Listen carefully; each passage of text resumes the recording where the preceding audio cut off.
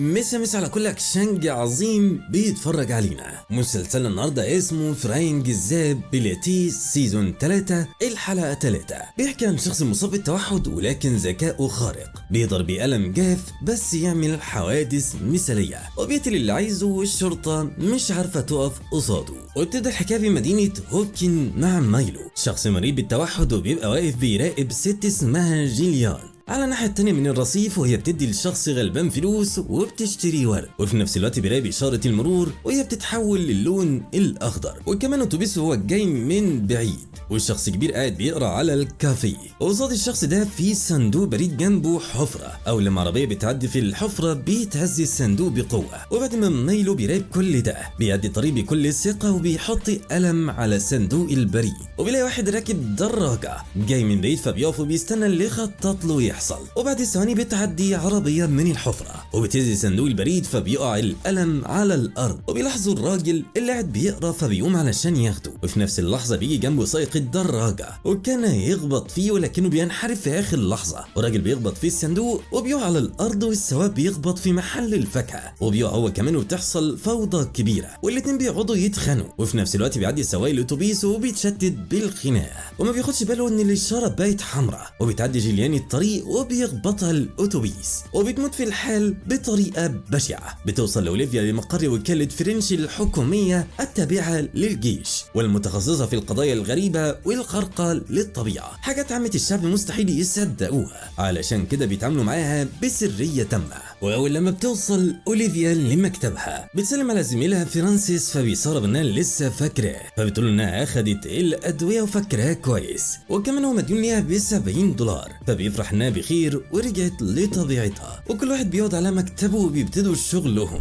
ومن بعيد بيراقب فيليب مدير الوكالة مع الوزير والتر اللي بيحصل، وبيطمنوا ان كل شيء ماشي تمام، وبيقولوا الوزير هي شكلها طبيعي ولا في شيء متغير، فبيقولوا انها زي اوليفيا بتاعتهم بالظبط، فبيعرفوا انها فعلا اوليفيا ولكن من عالم موازي تاني ومطابقة لاوليفيا بتاعتهم بالظبط في كل شيء، ذكرياتها ومميزاتها ومعلوماتها، وما يقدروش يفرقوها عن النسخة اللي من عالمهم نهائيا. فبيحاول فيليب يعرف لو اوليفيا بتاعتهم حاولت تتواصل معاهم، فبيقول له الوزير انها دلوقتي في عالم موازي تاني، وبيطلب منه يبطل تفكير ويركز في المهمة اللي طلبها منه، ولكن فيليب بيبقى متضايق جدا وبيقول للوزير ان دي مش اوليفيا بتاعتهم، ولما تتحط في الفريق بتاعه وتنزل مهمات على الارض هتحط الفريق بتاعه في خطر، ودي مخاطرة هو ما يقدرش عليها ومش هيضحي بحد من رجالته، ولحد دلوقتي هم ما يعرفوش لما تنزل الشغل هتتعامل ازاي. فبيقولوا الوزير ان ما عندهمش اختيار تاني، وان اوليفيا دي لازم تعيش حياة اوليفيا الاصلية بكل تفاصيلها، ومع الوقت هتوصل للمرحلة اللي هم عايزينها. وبيعترف له الوزير بالحقيقة ان اوليفيا عندها القدرة على الانتقال بين العوالم الموازية،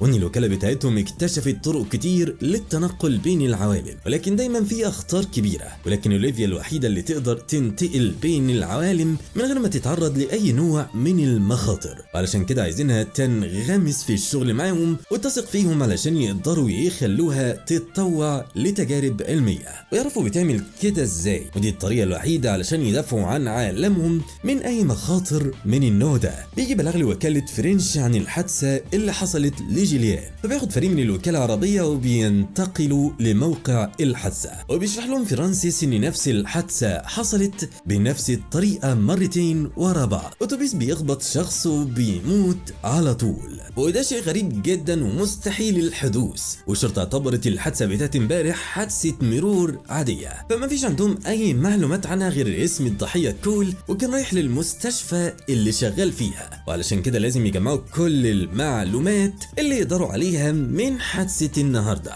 ولما بيجي الفريق علشان يطلعوا انابيب الاكسجين بيقول لهم فرانسيس ان الهواء هنا طبيعي ومش محتاجين الاكسجين، وانهم لما ينزلوا من العربية هيقابلهم العميل ليه وهو اللي هيكون مسؤول عن القضية دي. وبعد ثواني بتوصل العربية لموقع الحادث، وفي نفس الوقت بيوصل العميل ليه والدكتورة اللي متابعة حالته بتحذره لأنه لازم يرجع للحجرة العلاجية في خلال 8 ساعات علشان يكمل علاج الحروق اللي حصلت له أو الوضع هيبقى أسوأ، فبياخد ساعة منها تفكروا بالوقت. وبيروح يتكلم مع فرانسيس وبيقول انه محتاج يعرف هوية الضحية، وبعدها بيقابل اوليفيا وبيسلم عليها وبياخد منها الشنطة اللي فيها الادوات وبيطمن عليها انها بخير، فبيتعرفوا ان كل حاجة تمام ودلوقتي احسن بكتير، وبتعتذر له انها هددته بالمسدس قبل كده لانها ما كانتش في وعيها. بياخد فرانسيس جهاز معاه وبيروح لجثة الضحية وبيعرف ان محدش حاول يعمل لها انعاش او تنفس صناعي، فبيحط صباعها على الجهاز وبيعرف هويتها جيليان فوستر، عندها 32 سنة وبتعيش هنا في مدينة هوكن ومفيش أي معلومات تانية متوفرة عنها. سواق الأتوبيس بيبقى في حالة صعبة جدا ومش مصدق إنه خبط واحدة وقتلها، وبيقول لليفيا إنه مرة خبط حمامة وقعت في حالة نفسية سيئة جدا لمدة أسابيع. في نفس الوقت ليه بياخد جهاز التحلل البيئي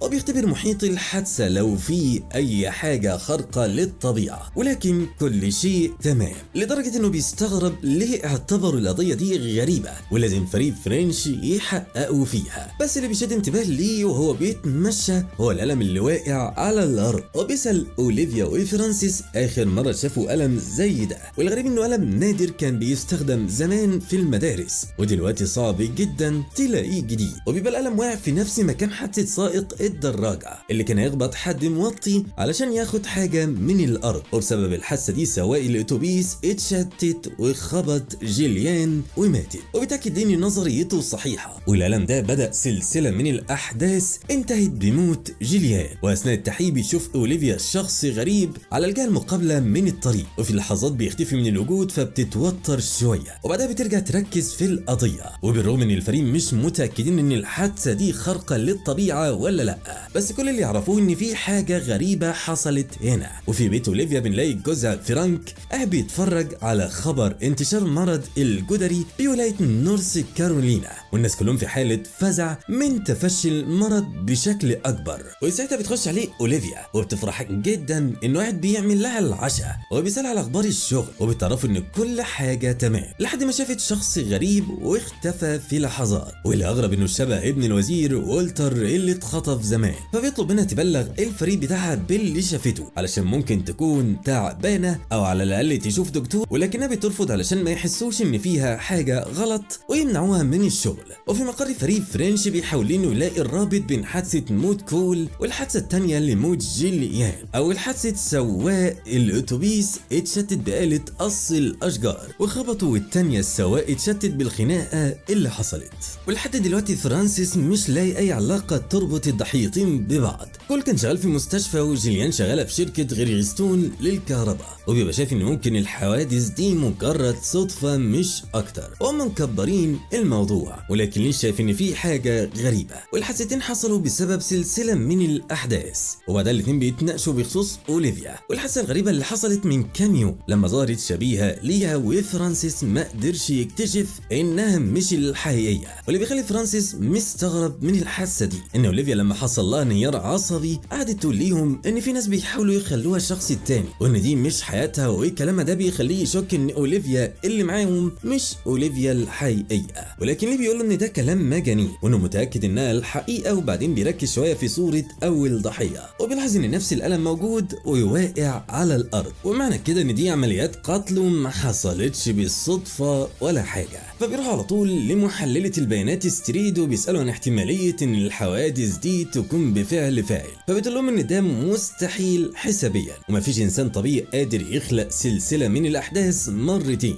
وتتسبب في موت ضحيه بمجرد قلم. ولكن اوليفيا بتحاول تتناقش معاه في الاحتمالات، وان هل في شخص يقدر يحسب كل حاجه بتحصل حواليه لحد ما يتسبب في حادثه زي دي. فبتقول لهم ان على الاقل في كل حادثه في حوالي 120 احتمال، ولو في شخص قاتل لازم يفكر فيهم في نفس اللحظه. وبعدها بتبص على الجهاز وبتتخض، وبتعرفوا ان في حادثه تانية حصلت دلوقتي، اتوبيس تاني خبط شخص اثناء ما هم بيتكلموا. فبيتحرك الفريق بسرعه على مكان الحادث، وكل واحد منهم بيحاول يجمع معلومات عن الحادثه. وبتلاقي اوليفيا ان الضحيه لسه عايش ولكن في حاله سيئه، فبتحاول تعالجه لحد ما توصل الاسعاف. وبيكتشف فرانسيس ان في كلب كان بيعدي الشارع فشتت سواق الاتوبيس وخبط الضحية، لكن من حسن حظهم انه لسه عايش. وفي اللحظة دي بتلاحظ اوليفيا نفس القلم بيتحرك على الارض وبتتأكد ان لسه الحادثة ما انتهتش وفي حاجة تحصل، فبتبص حواليه وبتلاقي مايلو واقف بيراقب اللي بيحصل فبتشك فيه وبتطلع تجري وراه. وفي نفس الوقت عربية الاسعاف بتكون جاية بسرعة وبتخبط واحد بيعدي الشارع، وقبل ما توصل اوليفيا لمايلو بيرمي دراجة في الشارع وبيستناه لما بتيجي قصاده وبينط من فوق الكوبري بكل بساطة وبينزل على عربية انحرفت تحته بسبب العجلة اللي وقعت، زي ما يكون كان واثق ومتأكد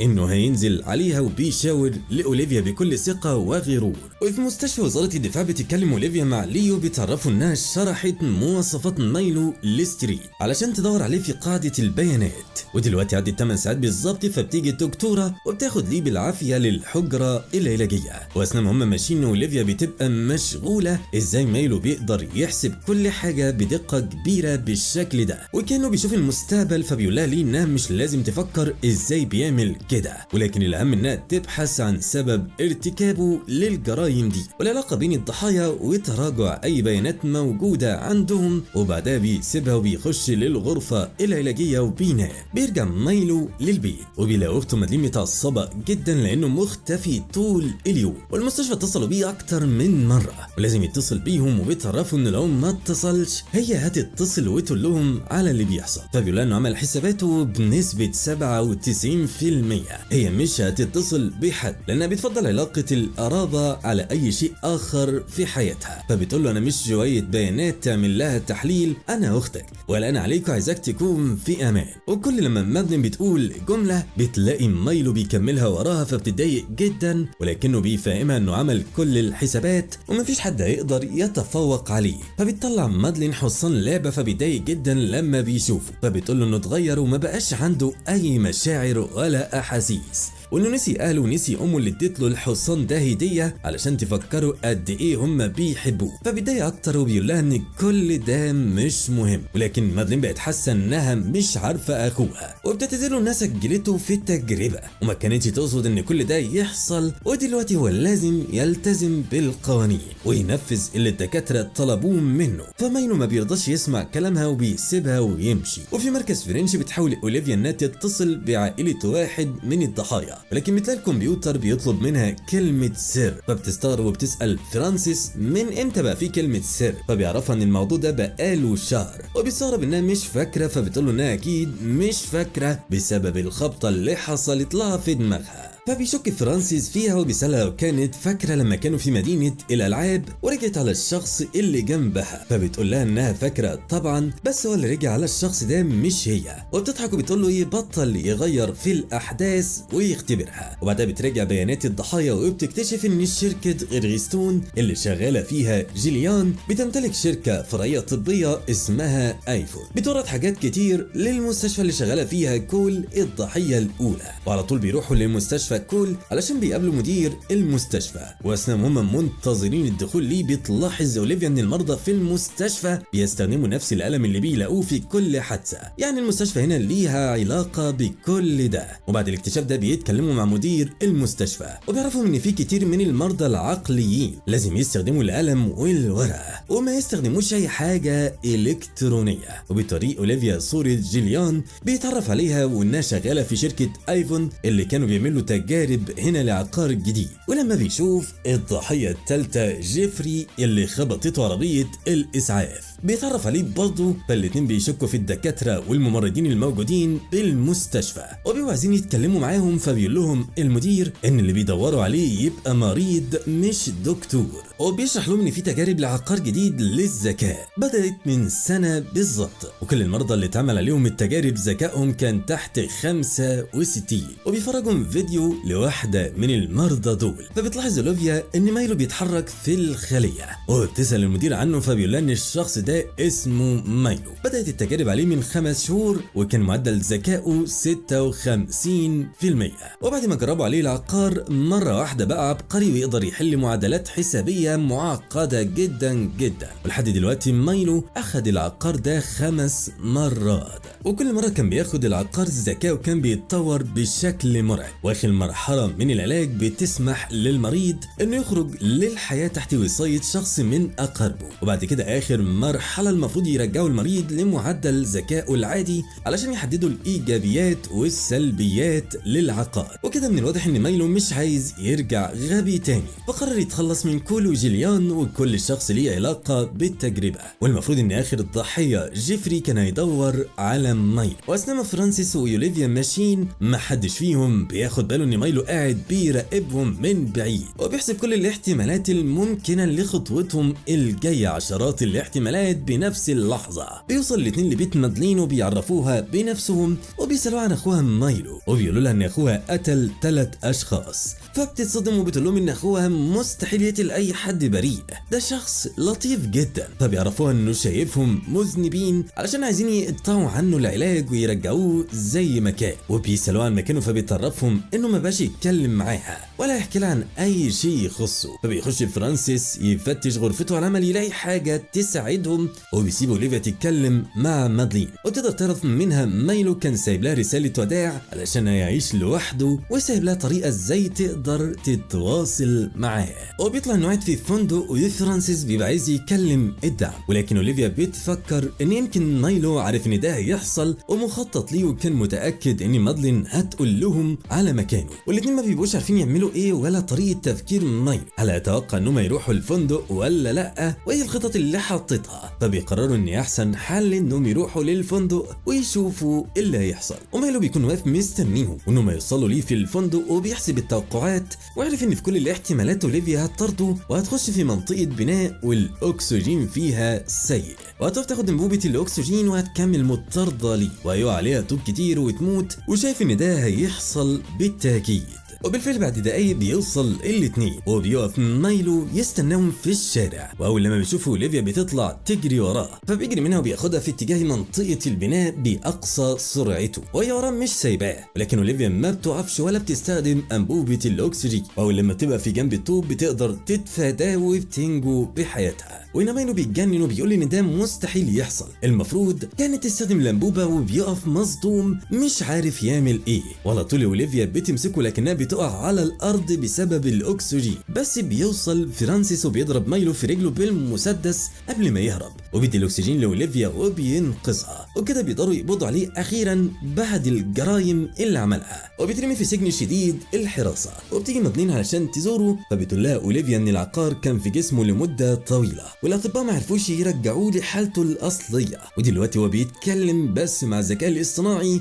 والالات، وهي الحاجه الوحيده اللي ممكن توصل لمستوى ذكائه وتتفاهم معاه. وحاليا مايلو بيفكر بطريقه فوق استيعاب البشر، فبتخش مادلين وهي حزينه وبتمسك ايد اخوها وحاسه انها فقدته للابد، ما بقاش اخوها اللي بيلعب معاها زي زمان، وبتسيب له الحصان اللعبه وبتمشي. واسمع اوليفيا في البيت بتعرف ان جوزها علشان عالم فيروسات هيروح للمدينه المصابه بالجدري وبيحاول يعالج المرضى ويلاقي حل، وبيسيبها علشان يرد على التليفون. وفي اللحظه دي بيشوفوا قصادها ابن الوزير وبيقول انها ما ماتتش النهارده لانها ما كانتش تعرف ان المفروض لما تشوف رسمه الاكسجين لازم تطلع جهاز التنفس، ولو كانت تعرف ووقفت تاخد الجهاز كان زمانها ميته دلوقتي، وان اللي عملته عقل مايلو ما كانش متوقعه، وبيفاجئ انها اصلا مش من العالم ده ولكن من عالم موازي وهو كمان من نفس العالم بتاعها ومش موجود هنا حقيقي، ولكن بطريقه ما بيقدر يتواصل معاها علشان ما تنساش حقيقتها، وبيفكرها انهم في العالم ده مرتبطين ببعض. ولما بيرجع جوزها بتلاقي ابن الوزير اختفى فبتودع جوزها وهي متوتره وتفكيرها مشوش،